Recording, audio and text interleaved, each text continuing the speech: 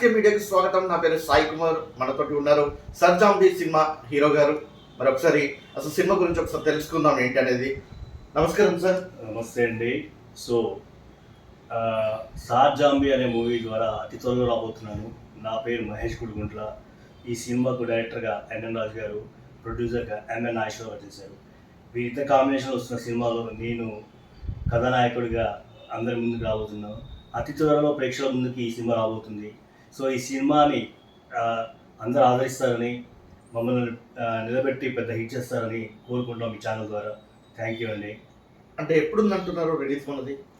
So release వచ్చేసి అతి త్వరలో అండి. దసరా దీపావళి కానుక అనుకుంటున్నాము.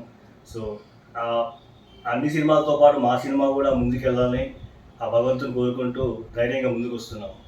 అసలు ఏంటి కథ ఏంటి దీనిది? అసలు అంటే ఇది ఒక హర్రర్ మూవీ కదా, అంటే ఇలాంటి చిత్రాన్ని మీరు ఎంపిక చేసుకోవడం గల కారణాలు?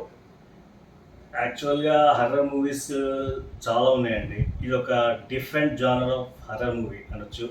దీంట్లో కథానాయకుడు వచ్చేసి ట్రావెల్ ఏంటి, అసలు జాంబీగా మారడానికి రీజన్స్ ఏంటనేది ఈ సినిమా. అది రివీల్ చేసేదానికంటే కూడా అందరూ సినిమా థియేటర్లో చూసి ఆనందిస్తేనే బాగుంటుందని నా కోరిక. అంటే సందేశాత్మక చిత్రమే అంటారా? సందేశకాత్మక అంటే ఒక వైరస్ ద్వారా ఇబ్బంది పడుతున్న ఒక వ్యక్తి ఎందుకు అన్ని పరిణామాలు చవిచూస్తాడు, లాస్ట్కి ఏమవుతుంది అనేది సినిమా. సో చెప్పా కదా, మరి అది స్క్రీన్ మీద చూస్తేనే బాగుంటుందని మరొకసారి చెప్తున్నాను. అంటే ఏంటి అసలు సినిమా రంగానికి రావడానికి గల కారణం ఏంటి? అసలు మీ నేపథ్యం ఏంటి? నాకు సినిమా రావడానికి కారణం ఏంటంటే, మీరు మంచి క్వశ్చన్ అడిగారు. ఇంతకుముందు కూడా చాలామంది అడిగారు ఇలాగే. సో అందరికీ చెప్పుకుంటూనే వచ్చాను. మళ్ళీ మీ వేదికగా మళ్ళీ ఒకసారి చెప్తున్నాను. చిన్నప్పటి నుంచి కూడా సినిమా అంటే నాకు ఫ్యాషన్ పిచ్చి. అంటే అనేక సినిమాలు చూస్తూ పెరిగాను నేను. సో నాకు కూడా ఎప్పుడైనా ఈ కోరిక చిన్నగా నెరవేరబోద్దా అనే మైండ్ సెట్తో ఉండేవాడిని. సో అది ఇన్నాళ్ళకు ఒకేసారి ఇలాగా ప్రేక్షకుల ముందుకు వస్తాను నేను ఎప్పుడు కూడా అనుకోలేదు. సో మా డైరెక్టర్ వారి ద్వారానే ఇది నాకు సాధ్యమైంది అనుకుంటున్నాను. సో మరొకసారి మీ ఛానల్ ద్వారా అందరూ మా ప్రేక్షకుల ద్వారా మా డైరెక్టర్ గారికి నా హృదయపూర్వక నమస్కారాలు తెలియజేస్తున్నాను. ఇప్పుడు మామూలుగా మీరు ప్రతి సన్నివేశాలలో మేము వింటుంటాం ఇంటర్వ్యూలలో నాగార్జున గురించి ఎక్కువ చెప్తుంటారు. మరి ఏంటి అసలు అంత ఇష్టమా నాగార్జున గారు అంటే? నాగార్జున గారు అంటే ఇష్టం లేని వాళ్ళు ఎవరుండండి. కాకపోతే నాకు అమితమైన ప్రేమ నాగార్జున గారు అంటే. అది ఎందుకంటే చిన్నప్పటి నుంచి కూడా నేను నాగార్జున గారిని చూస్తూ పెరిగాను. సో ఎప్పటికైనా నేను నాగార్జున వయసు వచ్చినా కూడా ఎలా ఉన్నారో నేను కూడా ఉండాలి అనే కోరిక ఉండేది నాకు. సో ఆయన మెయింటెనెన్స్ చూస్తూ ఆయనంతా మనం చేయలేకపోయినా అట్లీస్ట్ ఆయనలో ఒక ఎంతో అంత మనం కొద్దిగా సాహసిస్తే ఆ మాత్రం ఉండలేకపోతాం అన్న ఇదితో నేను అలా తన్ని చూస్తూ పెరుగుతూ వచ్చాను నేను. మరి నాగార్జున గారితో మీకు ఏమైనా సినిమా అవకాశాలు వస్తే చేస్తారా? అయ్యో తప్పకుండా అండి. ఇంకా మీరు ఆ మాట అంటుంటేనే వినడానికి చాలా ఆనందంగా ఉంది. సో ఇన్ ఫ్యూచర్లో తప్పకుండా నాగార్జున గారితో చేసే అవకాశం వస్తే అది ఎంత చిన్న పాత్ర అయినా కూడా నాగార్జున గారి పక్కన ఉంటే చాలా ఉన్నట్టుగా నేను ఆనందపడతాను.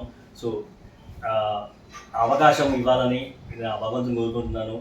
నా ఇంట్రెస్ట్ త్వరలో నెరవేరుతుంది అని అనుకుంటున్నాను. మరి సో ఇక చూడాలి, మరి వెయిట్ అండ్ సీ. చూడటానికి కూడా మీరు అంటే మేము సినిమా ట్రీజర్ చూస్తే చాలా యంగ్గా కనిపించారు. అంటే మేము అనుకుంటాం చాలా చిన్న అబ్బాయి మేము అనుకుంటాం అది. కానీ చూసిన తర్వాత మీ మాటలు కానీ చూస్తే కూడా కొంచెం ఏజ్ అయినా కానీ పర్సనాలిటీ మాత్రం అంటే చూడడానికి చాలా స్లిమ్గా చాలా ఉన్నారు. అంటే ఎలా మెయింటైన్ చేస్తారు ఈ విధంగా? అదే అండి చెప్పే కదా. సో ఫుడ్ హ్యాబిట్స్ కానీ ఏదైనా మనకు అనుకున్న పరిధిలో తీసుకుని మన ఆరోగ్యాన్ని కాపాడుకుంటూ రెగ్యులర్గా అంటే కొంచెం ఫిట్నెస్ కోసం జిమ్ చేస్తూ అన్నెసరీ ఫుడ్ తినకుండా మన ఆరోగ్యవంతమైన ఫుడ్ తీసుకుంటే ఎప్పటికీ అంటే ఏజ్ వచ్చినా కూడా మనం ఆరోగ్యంగా ఉంటాము. చూడడానికి మంచిగా ఫిట్నెస్ కనిపిస్తాం మనం. సో అదే అండి నేను చెప్తున్నా కదా, ఎప్పుడు కూడా నేను ఫాలో అయింది నాగార్జున గారిని. మరి ప్రేక్షకులకు ఏం చెప్పాలనుకుంటున్నాను మరి మన సినిమా గురించి? సో ముందుగా మీ ఛానల్ ద్వారా అతి తొందరలో దసరా ఉంది, ఆ తర్వాత దీపావళి ఉంది ఫెస్టివల్. ఈ రెండు ఫెస్టివల్స్ మధ్యలో మా మూవీ రాబోతుంది కాబట్టి సో అందరికీ ముందుగా దసరా శుభాకాంక్షలు, దీపావళి శుభాకాంక్షలు చెప్తూ ఈ సినిమాని పెద్ద హిట్ చేయాలని కోరుకుంటున్నాను. సో మరొకసారి మీ మీడియా ద్వారా అందరికీ ధన్యవాదాలండి. మమ్మల్ని నిలబెట్టండి, మా సినిమా ముందుకు తీసుకెళ్ళండి, మంచి సక్సెస్ ఇవ్వాలని కోరుకుంటున్నాను నేను. ఓకే అండి, ఆల్ ద బెస్ట్ మా తరఫు నుంచి, మా ఛానల్ తరఫు నుండి. అలాగే ప్రేక్షకులు కూడా ఈ సినిమాను ఆదరించాలని మనస్ఫూర్తిగా కోరుకుంటూ అందరికి ధన్యవాదాలు.